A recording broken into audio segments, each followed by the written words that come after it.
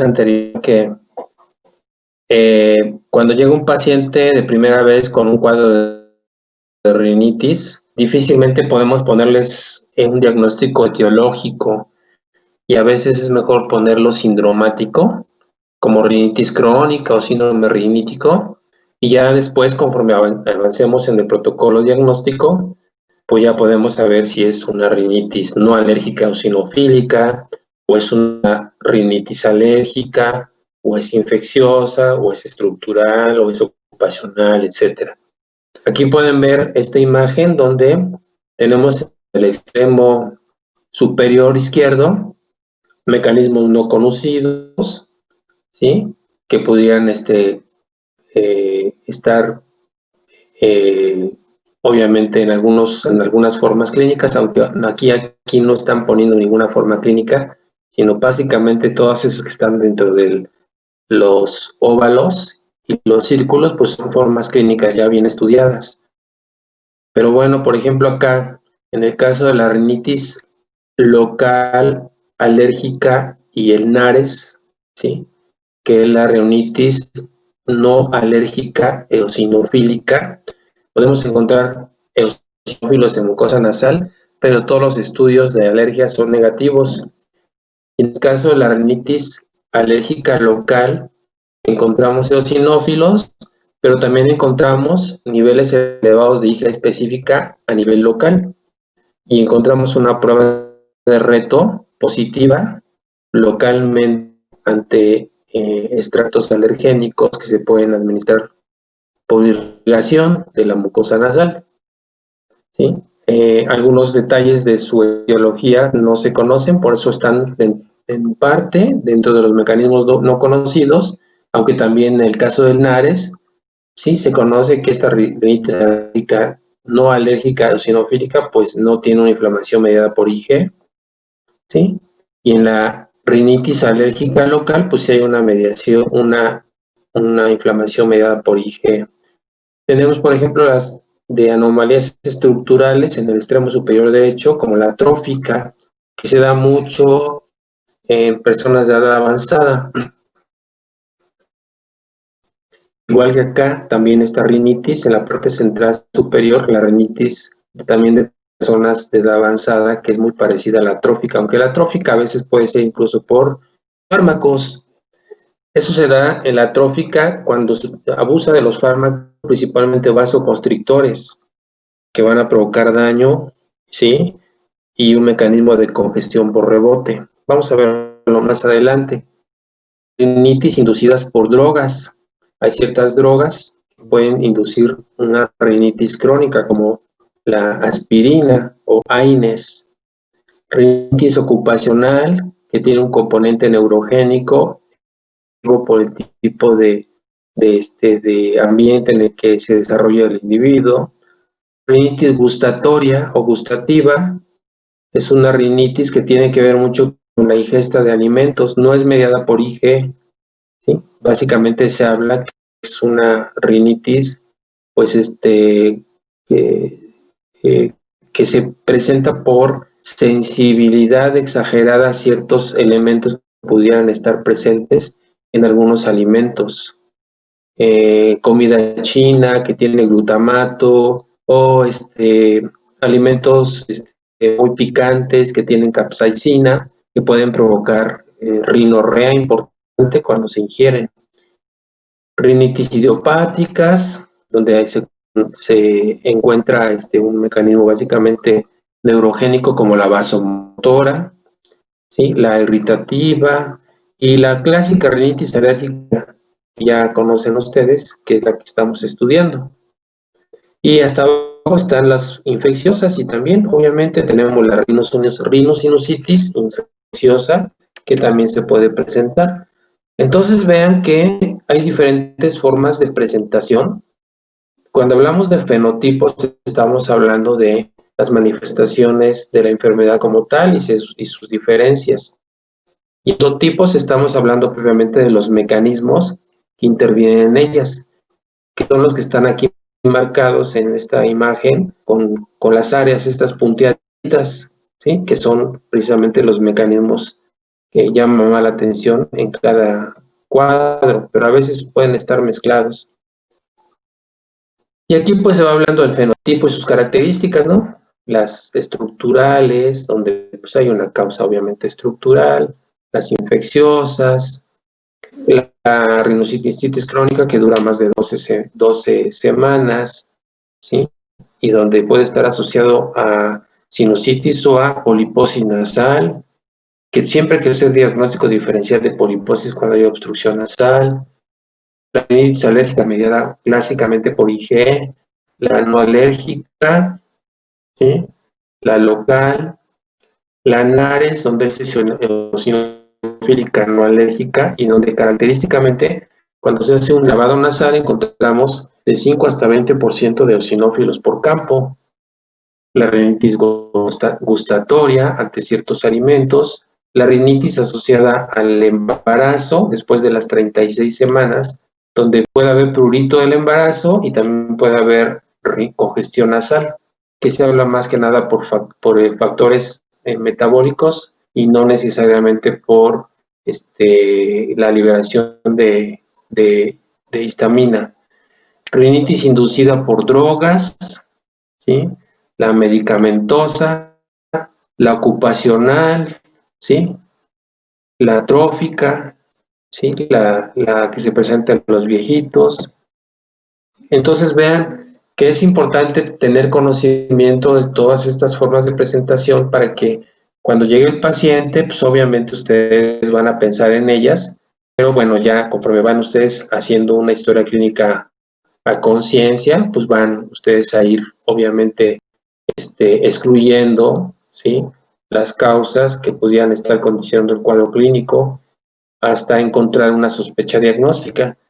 Y ya el abordaje propiamente va a estar enfocado al tipo de sospecha diagnóstica que estén integrando.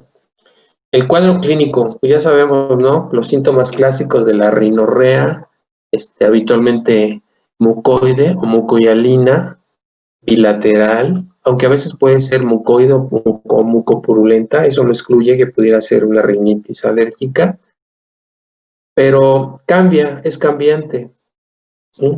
Pero lo que es importante es que el paciente pues llega con ese síntoma. A veces dice el paciente que se acaba una caja grande de Kleenex diarios, un rollo de papel diario.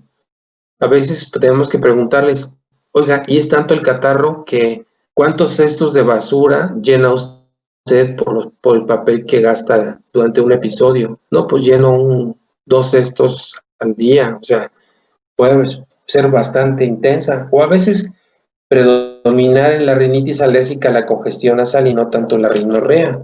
Y la congestión nasal, pues es un bloqueo, es una obstrucción nasal que puede ser uni o bilateral y a veces alternante. Hay que diferenciarlo bien con el ciclo nasal. El ciclo nasal es una manera de una respuesta, es una respuesta vascular alternante de congestión de ambas fosas nasales. Seguramente ustedes que no tienen rinitis alérgica, algunas veces han sentido que una fosa nasal se les obstruye y al ratito ya no está obstruida esa, sino está obstruida la otra. A veces se asocia, por ejemplo, en el caso de las mujercitas, a los ciclos menstruales y ese tipo de situaciones. Pero la congestión nasal en la rinitis alérgica, y más si es perenne, es permanente, ¿sí? A tal grado que, bueno, puede provocar síntomas como ya se ha visto, síntomas importantes en su actividad física, en su desempeño escolar o profesional o días de sueño perdido. Prurito nasal, pues el paciente todo el tiempo se está tocando la nariz porque puede ser intenso. Y estornudos habitualmente en salva, estornudos que se pueden seguir uno tras otro, tras otro, tras otro, ¿sí? Importante que a veces hasta en un 40-60% los síntomas de rinitis pueden estar asociados a síntomas oculares de una conjuntivitis alérgica. Pues siempre hay que preguntar si no tiene problemas de comezón de los ojos, ojo rojo, fotosensibilidad. Y al revisar el ojo, pues vamos a ver si no tiene edema, si no tiene hiperemia, si hay lagrimeo. El rascado de los ojos puede evidenciarse por la pérdida de pestañas o por la caspita en la base de la pestaña o por la resequedad del párpado. Entonces, pensar en eso, ¿sí? A veces el paciente dice, es que aparte de que tengo comezón en los ojos, me da mucha comezón en el paladar, o a veces en los oídos también puede presentarse esos síntomas asociados. Entonces, a veces nosotros podemos observar los estigmas alérgicos, como esta señorita que se le ve doble pliegue a nivel de los párpados. Ya pueden ver ustedes cómo se le ve. O sea, aparte de que las conjuntivas están rojas, incluso tiene un poquito de pterigión, ¿sí? Pero los párpados, vean que están oscuros, hay sombras palpebrales, y se ven aquí unos pequeños pliegues, principalmente del lado izquierdo. Son los pliegues de Denny Morgan. Otras veces se ve un surco nasal que ella no tiene. Síndrome de cara larga por respiración oral por obstrucción nasal crónica, con un paladar alto y con una maloclusión dental. Entonces ya el paciente ya no puede cerrar bien la boca, y entonces muerde con las muelas, ambas muelas muerden bien, pero los incisivos inferiores y superiores entran en contacto. Normalmente en una mordida normal, los incisivos inferiores quedan atrás de los superiores. Cuando nosotros mordemos bien, así de manera uniforme, juntando las muelas. Esa es la manera normal de morder. Entonces, con los pacientes respiradores orales crónicos, pues esa mordida se pierde. Por eso es que a veces tienen protrusión de los dientes, el orbicular de los párpados lo tienen permanentemente contraído, por lo mismo de que tienen protrusión de los dientes. Entonces, se observa una imagen muy típica de la cara cuando el problema es crónico. Importante también descartar que no tenga sinusitis, porque esos pacientes por la misma inflamación nasal, pues se obstruyen los ostium, ¿sí? Esos pequeños orificios que comunican a los senos paranasales, maxilares, etmoidales principalmente. Y entonces hay que checar que no traigan una sinusitis.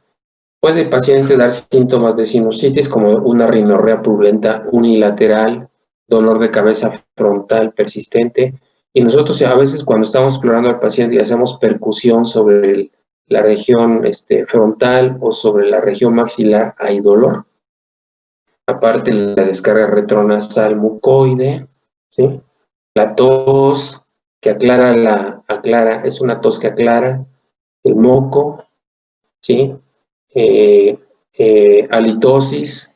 Todos estos síntomas pues hay que tenerlos presentes, porque de los síntomas típicos de rinitis alérgica a los síntomas de sinusitis aguda, pues pueden estar ambos presentes y cursar obviamente este paciente con rinitis como una complicación. Ahora, si nosotros preguntamos a los pacientes cuáles son los síntomas que presentan más, pues dependerá mucho del tipo de patología que tenga, si es una rinitis perenne o es una rinitis estacional. En este caso, pareciera ser que es más estacional por la presencia de estornudos, ¿sí? De la secreción y menos prurito de obstrucción. En el caso de los síntomas perennes, pues obviamente la obstrucción juega un papel muy importante por la inflamación persistente. Pero vean las cifras, o sea, son bastante altas, ¿sí? Casi todos los pacientes tienen síntomas de manera mayoría. La asociación de rinitis y tos ya vimos que puede ser por reflejo, y entonces pueden ustedes observar, ¿sí? Que está presente en un 63% de pacientes que tienen rinitis tos, que muchas veces es por aclaramiento de voz o refleja por fenómeno inflamatorio nasal. Un 37% dijeron que no tenían tos, que nada más eran los síntomas de la nariz. Y entonces, ¿qué pasa cuando sucede esto?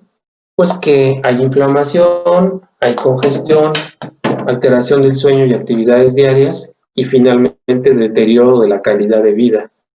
Entonces, pero como les decía, la rinitis alérgica la población que tiene rinitis alérgica en general, la podemos meter en un triángulo equilátero, donde la base corresponde a formas leves, la parte media del triángulo a las formas moderadas y el ápice superior del triángulo a las formas severas. Entonces, por eso a veces hay mucho subregistro, porque las formas leves, pues el paciente se acostumbra a estar así y no acude habitualmente al médico. Pero en las formas moderadas y severas, pues hay congestión, hay alteración del sueño, actividades diarias y deterioro de la calidad de vida. ¿Cómo hacer el diagnóstico? Pues obviamente con una historia compatible con rinitis alérgica. Si desde un inicio no hay nada para sospechar que tiene una rinitis alérgica, pues ya podemos enfocar nuestro diagnóstico a otra causa de rinitis crónica.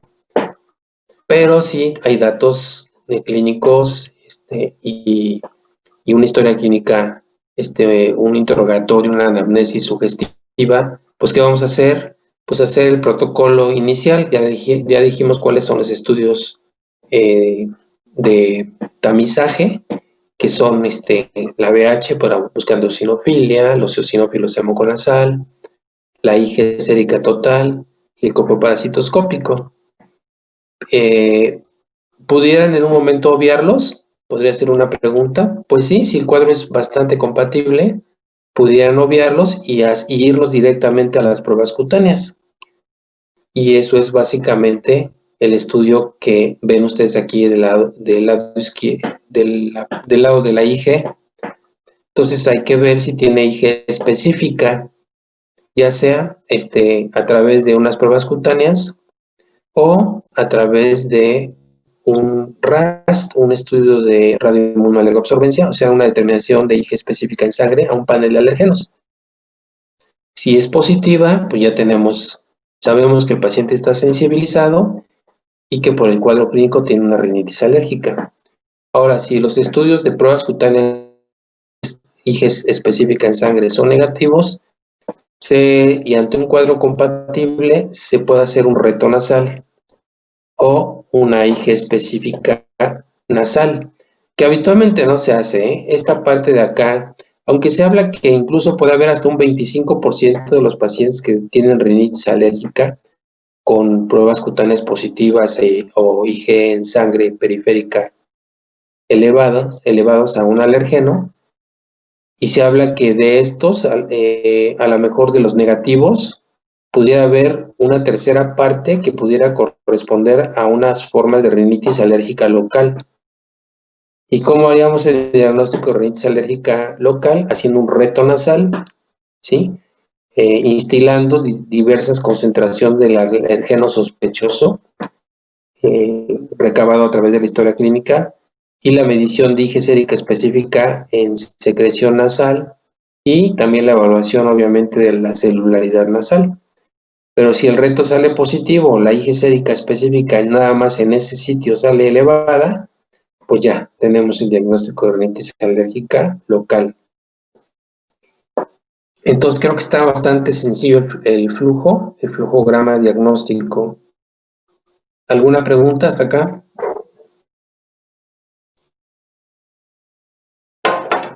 Bueno, vamos bien. Esta es muy importante, esta clasificación. Esta es la que propone ARIA, que es rinitis alérgica y su impacto en el asma, aunque fue publicado desde el 2001, imagínense, por Busquet y sus colaboradores. Vean ustedes acá que toman en cuenta la frecuencia de los síntomas y por otro lado qué tan intensos son. Y de acuerdo a esos dos ítems podemos tener estos grupos. El paciente puede tener una forma intermitente de enfermedad siempre y cuando cumpla con el criterio de que tenga síntomas menos de 4 días a la semana por menos de 4 semanas. Pero si el paciente dice que tiene ya más de 4 semanas con el problema y más de 4 días a la semana, tiene una forma persistente. Entonces, esto lo sacamos por el interrogatorio que hagamos al paciente preguntando en el último mes cómo ha estado. Y en base a la frecuencia de síntomas podemos decir si tiene una forma intermitente o persistente. Y después le vamos a poner un apellido. Y el apellido va a ser leve o moderada grave. Aquí se junta en un mismo grupo moderada grave. No es moderada y después grave, no. Sino nada más son dos grupos, las formas leves y las moderadas graves. Las formas leves, pues el paciente se la pasa a todo dar. O sea, tiene la enfermedad, pero pues no tiene problemas. O sea, duerme bien, va a la escuela, rinde bien, etc. La forma moderada grave, entonces, esta sí, si cumple con uno o más puntos de estos, ya se considera moderada grave.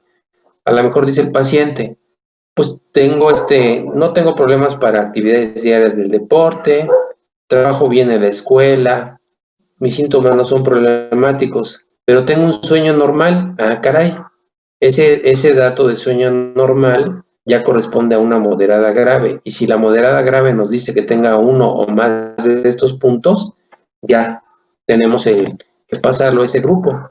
Entonces, con que tenga uno más de estos, sueño normal, impedimento en las actividades diarias, escolaridad y trabajo alterados y síntomas problemáticos, moderada grave. Entonces le vamos a poner apellidos, por ejemplo, puede haber una intermitente leve o una intermitente moderada grave. O puede haber incluso una persistente leve o una persistente moderada grave, ¿sí? Aunque lo común, ¿sí? Es que sean intermitentes leves y persistentes moderadas graves. O intermitentes moderadas graves en algunas ocasiones cuando son estacionales, ¿verdad? Pero nada más por cierta época, ¿sí? Es muy variable. Esto es más que nada, creo que no es correcto que les diga estacional, sino aquí más bien es independientemente si sí o no, porque se está midiendo por un mes, por 4 semanas. A partir de eso o más semanas pueden ustedes evaluar al paciente cada 2 meses y preguntarle al siguiente mes de su consulta cómo estuvo y en el último mes antes de acudir a su consulta cómo ha estado. Y en base a los datos que les dé, pueden saber en qué etapa está. A lo mejor se modificó en el primer mes y tenía un intermitente moderada grave y en el último mes ya está como persistente moderada grave. Pero finalmente es útil esta clasificación porque llega el paciente, nosotros hacemos la consulta de seguimiento, preguntamos todos estos datos, todos estos síntomas, su frecuencia, qué tan severos son. Después de esto, evaluamos el tratamiento que está recibiendo el paciente, si es el adecuado para su nivel de severidad de rinitis alérgica, si hay que hacer alguna adecuación, si hubo cumplimiento del tratamiento, ¿sí?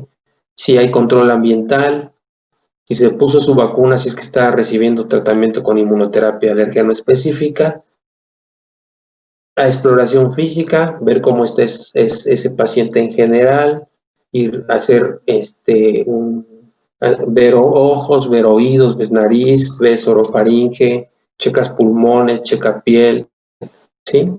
Y ya después de esto ya podemos poner paciente en seguimiento que cursa con una rinitis intermitente moderada grave que requiere este plan terapéutico. Ya le ponen ahí, continúa con su inmunoterapia, ¿sí? Y cita en 2 meses, o cita en un mes, o cita en 15 días, todo depende cómo esté el paciente.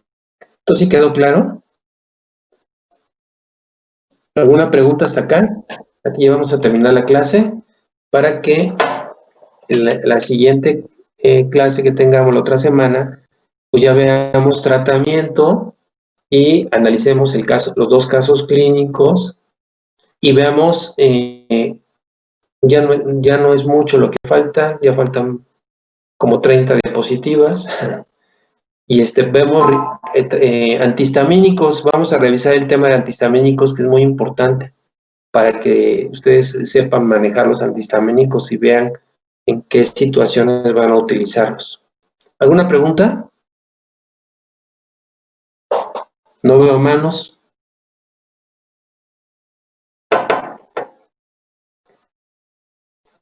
No, doctor, No, todo bien. doctor. Gracias. No, doctor. ¿Todo bien? Sí, Betsabe, doctor. ¿sí? Daniel, Adrián, ¿todo bien? Ok. Bueno, Sí, doctor, entonces, todo bien. al ratito les subo las 2 tareas para que me las empiecen a contestar, por favor. Y nos vemos para la otra semana. Cuídense mucho, cuiden a sus papás.